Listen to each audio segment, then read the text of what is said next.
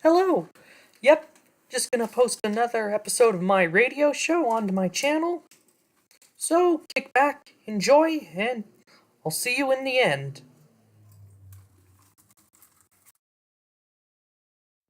Sure, some of you might know me better as Powered Up Mike on YouTube, but yep, it's time for another episode of the games I've played. So, yeah, I've talked about, more iconic game series in previous weeks, but, I can't talk about them all the time because, come on, it's like, you gotta do some variety and, try other things. So, okay, let's face it. Yeah, I've played a lot of Nintendo games in my life, mainly Mario games, but there's one other Nintendo series that I think deserves more love, and that's the Rhythm Heaven series. And I mean, it did have plenty of success in America, at least. And I mean, it wasn't completely ignored and deprioritized in the US compared to other series like, I guess, GB Robo and, the Earthbound series.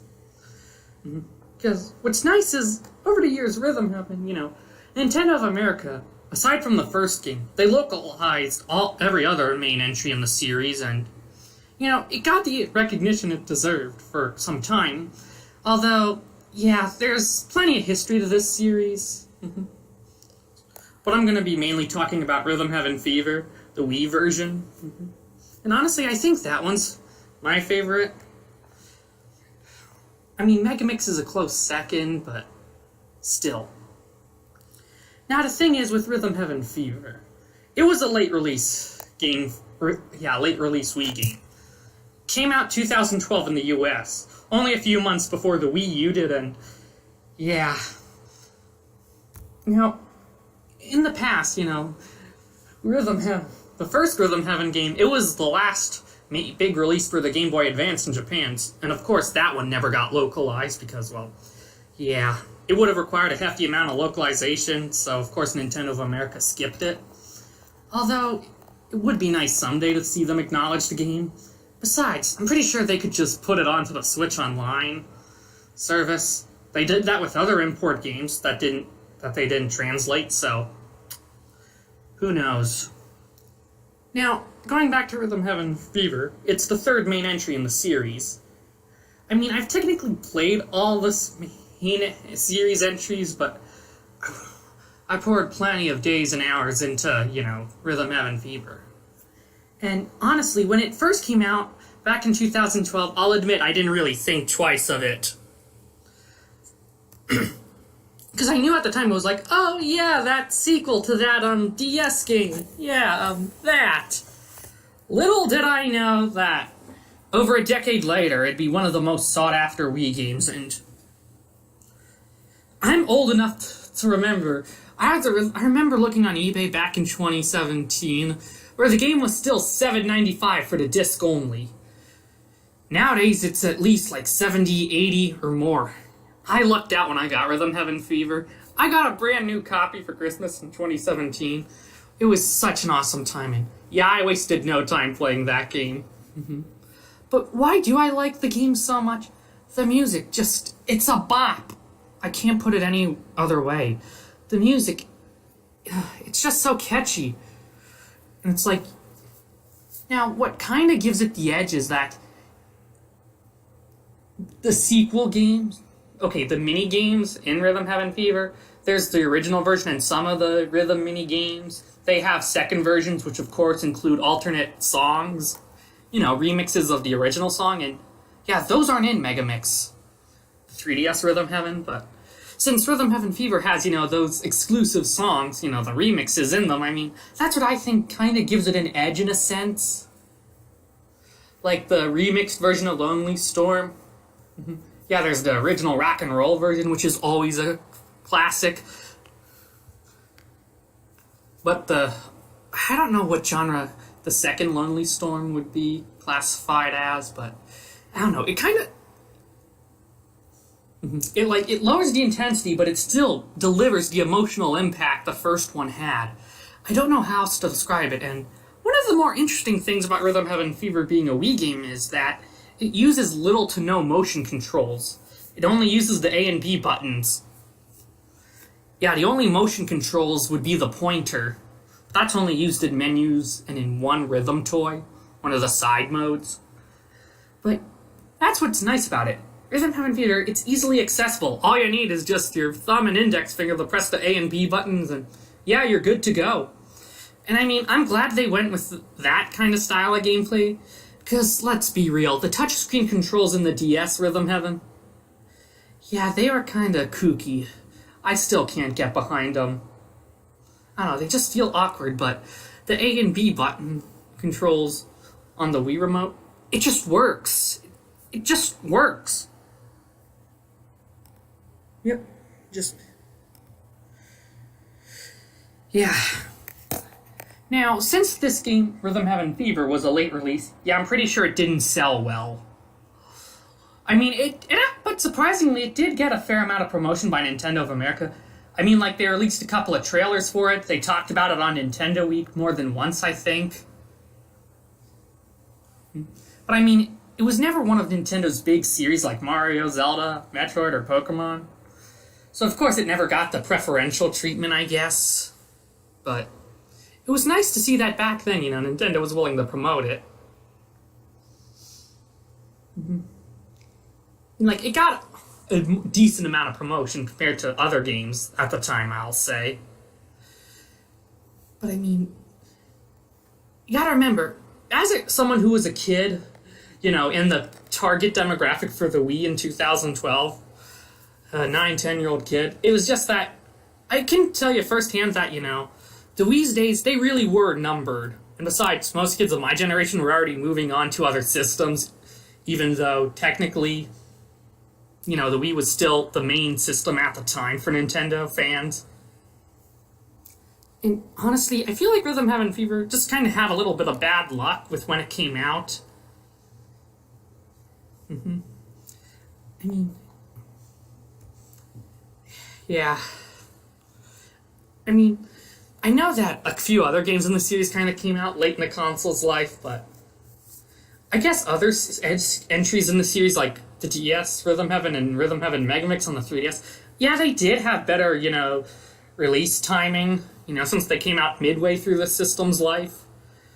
And I mean, it definitely helped, but yeah. But with it being a, such a small release, for so many years on end, like I was saying, it's like, it was such a hidden gem that, you might as well pick it up. It's cheap, it's fun. I remember talking with one of my buddies who also loved Rhythm Heaven. It's like, he said if he got a Wii again, that would be one of his first Wii games he'd pick up. And I mean, at the time in 2018, the game was still cheap. But, yeah, then came 2020. And one of the other things that 2020 did to game prices is, yeah, a lot of game prices got inflated and went up by a lot. But I mean, for longer than other people realized, I enjoyed Rhythm Heaven Fever. And it's like, even when I share the music from that game with other people, they tend to like it. But it's like, the overall presentation, it's nothing that it doesn't, like, as a whole, Rhythm Heaven Fever, the art style, it's like a cartoony style game, so it doesn't need to, push the limits of the Wii system with all fancy schmancy 3D models or whatnot. I mean, the crisp, lovely 2D animation, the layered sprites, it's a very welcoming and charming experience. It's visually appealing. And one thing that I think needs to be said about games is that graphics aren't everything in a game, but your game has to be visually appealing. And Rhythm Heaven Fever does just that. And one of the other fun selling points of Rhythm Heaven Fever, it had a more fleshed out multiplayer mode. There were multiplayer rhythm games. The multiplayer Karate Man was pretty fun. But the best multiplayer minigame was the endless minigame Kung Fu Ball. You should look up the music to that game. Yeah, the Kung Fu Ball minigame music from Rhythm Heaven Fever. That one is catchy. Now, of course, the sad part is I never really got to play it much, since, I'm mostly stuck to the single-player campaign. I mean, there's plenty to do in single-player, don't get me wrong. Especially the Perfect campaign. I'll get to that later, but you know, it's just catchy music, and, you know, you just have fun doing it. Even if you mess up, you know, you can still enjoy it. But one of the other fun multiplayer minigames was the wrestler interview. I mean, that whole thing, you know, it's just funny enough in its own. So, pose for the fans! Roar! Pose for the fans! That one's fun.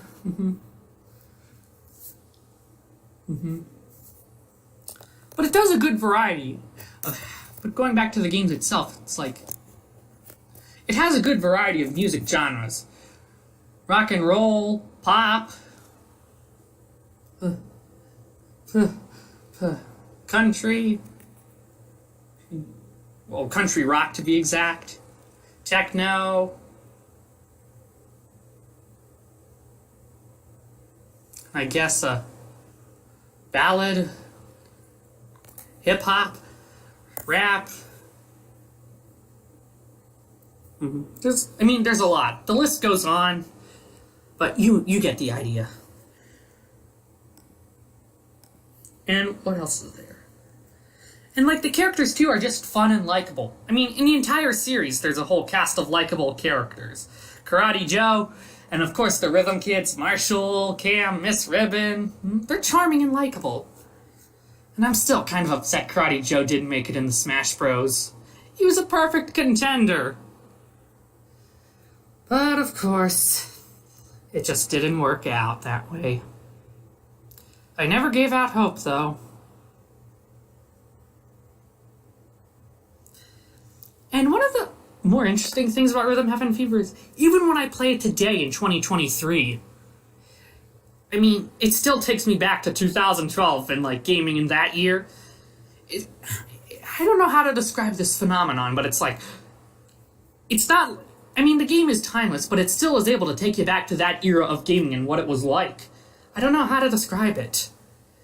I mean, come on, with all the people listening, whether it's on the radio station here or on my YouTube channel streamed probably weeks later. I mean, come on, you know what I'm saying, right? Yes? No? I don't know.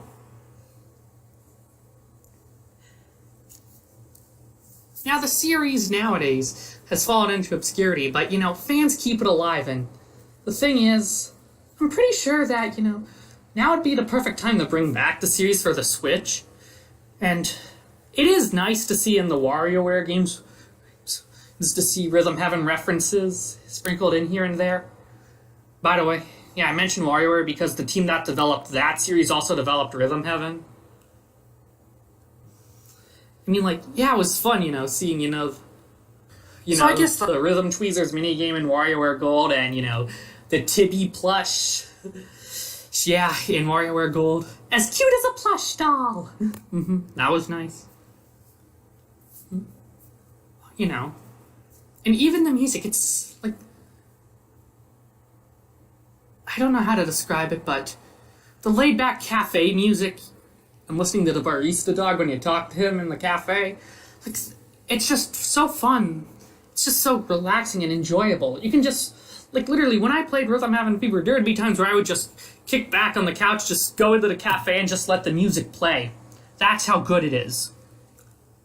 I mean, of course, I can just go on YouTube and pull up the music, but even when I'm playing and I want to take a break, yeah, I'll just kick back, put on the music. Now, the one big part of Rhythm Heaven Fever, like the big challenge the game offers, is the perfect campaign. Where if you, now depending on how well you do when you play a minigame, if you do an absolutely great job, you'll get a superb ranking and a medal. Now when you get that gold medal, the game will give you a chance to play the game perfectly, to get a perfect rank on it. And when you get perfects, well, at least medals, you can unlock more content. Like, that's how the endless mini-games were unlocked, that's how the bonus mini-games were unlocked, and same with the rhythm toys, which I'll explain later. But the perfect campaign, if you perfect every single main minigame, all 50 main minigames that is, not counting the extras, you'll get a chance to play the Endless remix, and yeah, I'm still stuck on Remix 10, getting it perfect on that. I mean, I've made it far a couple of times, but Yeah, it really demands perfection, but I know I haven't made much progress on the game in years because of that one part, but hey, Remix 10 is a bop. And of course, Night Walk. Oh, that's such a fun part of the Night Walk segment in the final remix. What's nice about some of the remixes, it's like you can hear alternate versions of the songs in the game. So it's like you're hearing even more remixes. I don't know how else to put it. It's like it's a game you have to experience for yourself, or at least just go on YouTube and listen to the music. So yeah, the perfect campaign. It's just so fun and rewarding. It's like, and of course, when you get perfects, you get fun little rewards like reading material, which is like bonus. It's like fun little stories and stuff about the characters.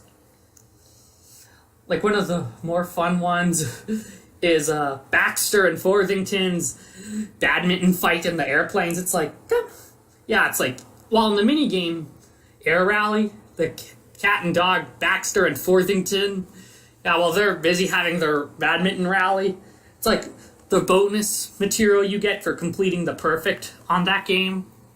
Yeah, it gives you a whole little story on why they're having that fight. Come on, Baxter, let's go to the donut shop and get some donuts. No, I don't want any. Come on, yes you do. You can put mini donuts on your donuts. No. Back and forth they went. But these were all like fleshed out stories, like little stories, compared to the Rhythm Heaven Megamix where you only have a little blurb of text that goes with it. And it was pretty funny how, with Ringside, the wrestler interview minigame, on the reading material, it turns out the reporter girl is asking you genuine questions, but you're playing as the perspective of the wrestler, so yeah, you're not really paying attention. So, of course, in the reading material, you see the questions she asks written out, and all he responds with is, yeah.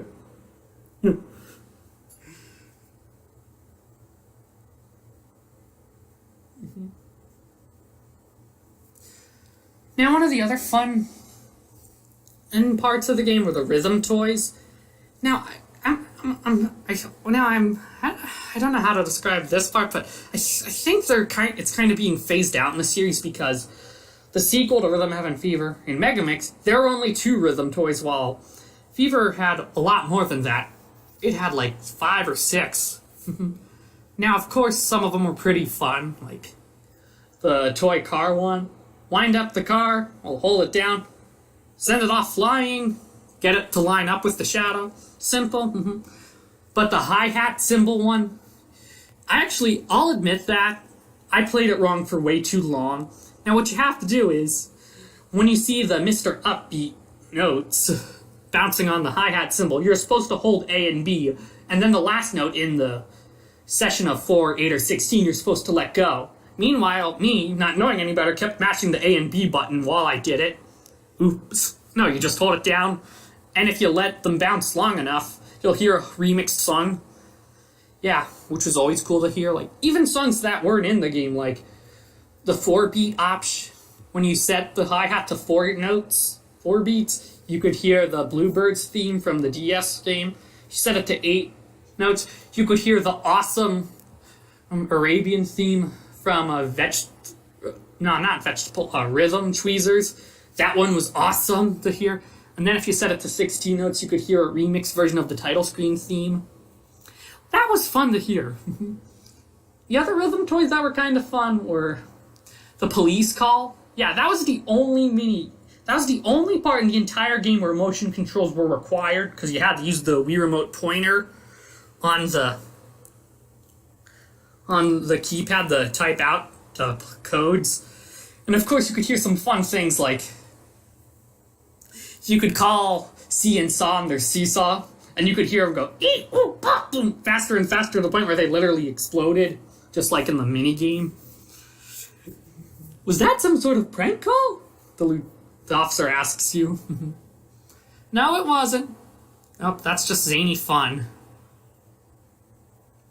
I never really got around to trying Figure Fighter Versus, which is a 2-player rhythm toy, but it honestly sounds fun. What else? But yeah, some of my favorite minigames, Hole in One. That one's pretty fun. And my tip for Rhythm Heaven, it's like, using a counting method works. Like with Hole in One, the first minigame, I just use a counting method. 1, 2, 3. 1, 2, 3. On every 3, you hit the ball. Same pattern the entire time. And yes, there's a lot of monkeys in the game. There's a monkey in Mandrill tossing you the golf balls in Hole in One. The monkeys in the Monkey Watch. The tambourine monkey.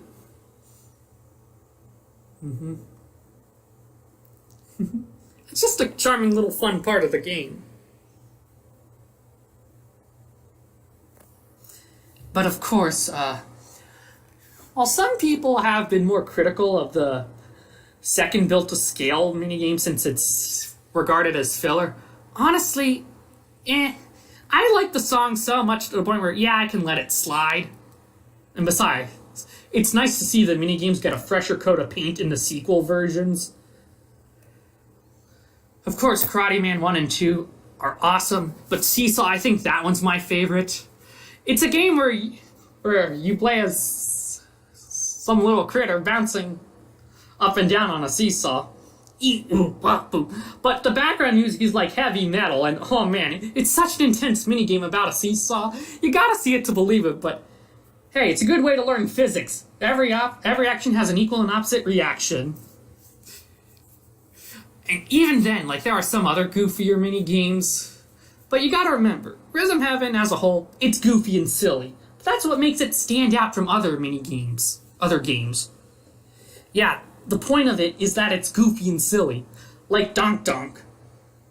Yeah, don't ask me how that one works. Don't ask. Not even Nintendo of America knew. Look, this one's just complicated. Just follow the rhythm, and you'll get it. Yeah, that's literally what they said, so... yeah.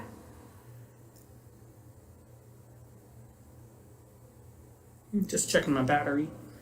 And, gotta think. Now, of course, each of the remixes had a different theme, like Remix 1 was tropical. And of course, Remix 4, that one was a fun one. Oh, I have happy memories with that one. It being themed around, ancient Japan and stuff. That one was really cool. Although I never was a fan of the Remix 8 theme where it was old-timey photography. But all the minigames were in black and white instead of the vibrant colors. Yeah, it just didn't look good. That's the one part of the game that doesn't quite look so good. But at least, the song was good enough. And what else? Remix 9 with the rock and roll concert theme. That's another good one. I mean, just to those who are listening, just go on YouTube and look up the songs in the game, or the mini games themselves. Just do it. You won't regret it. And nowadays, with Nintendo and Rhythm Heaven, it's nice to have the series get more recognition that it deserves, and, more fans are, recognizing how great of a series it actually is, and hey, at least Nintendo of America gave this series a fighting chance on at least 2 occasions. Yeah, with the GS and 3DS one. Then again, if it was just bad luck with Rhythm Heaven Fever coming out so late in the Wii's life. But, it was still an obscure series because even then, there were other late-released Wii games like Mario Party 9 which sold well, even though that came out later. But, it comes back to brand recognition. If you want to... Look, as a marketing student, you gotta make sure your products are known. You gotta advertise it. And Nintendo, hey, they did what they could with Rhythm Heaven Fever. And nowadays, there's still hope for the future of the series. But yeah, it was not pretty back in 2017 where there were rumors floating around that the series was dead. But I think one of the developers stepped in a few days after that report came out. It's no, it's far from dead. I'm like, okay. But if Nintendo, they need to pay attention to the fact that, how some of their older games are selling for high value. It's like with how expensive Rhythm Heaven Fever is now, it's I think that should let Nintendo of America know that, hey, this series would sell well in the US. There's an audience. Hey, I'd buy the game launch day if I could. if they ever made a Switch one. I'm still holding out hope they do. But some things work out, some things don't. So playing Rhythm Heaven Fever today, yeah, it's tough. I mean, it was on the Wii U eShop, it was digitally re-released for a good price. But of course, that's gone, so your only option now is going to some shady website and illegally downloading it, unless you want to really pay full price. And yeah, it's not really a win-win situation per se, but yeah. But one other interesting thing about Rhythm Heaven Fever is it's the only time in the series where an entire minigame was removed. The Japanese version had this one minigame, Manzai Birds. Now, Manzai is a form of Japanese stand-up comedy where, there's the straight man and then the goofball. Now, one bird's saying puns, and you gotta respond appropriately. But if the one's doing the speaking, messes up, you gotta knock some sense into him. But the music gets faster, their voices get more high-pitched. It's a funny experience. But of course, since it would be a nightmare to localize with all the puns, besides with Manzai culture not really being a thing in America, it got swapped out for Mr. Upbeat, which honestly isn't as exciting, but, well, it technically makes sense, but yeah, in the end, Rhythm Heaven Fever, it's a game you should try one way or another. Look, if you shop around right, you'll be able to find a good copy. Trust me, hey, you might find a sealed copy for cheap, like I did. Or not. Or you could just find the disc-only copy. Trust me, it's worth it. I don't know how else to put it. Well, I'm Powered Up Mike, signing off on April 21st, 2023, and I'll see you next week, whenever that may be. And for those listening on the radio station, back to the music. Again, I just want to give a nice thank you to all who tuned in for this episode. And, well, I'll see you next time. Bye.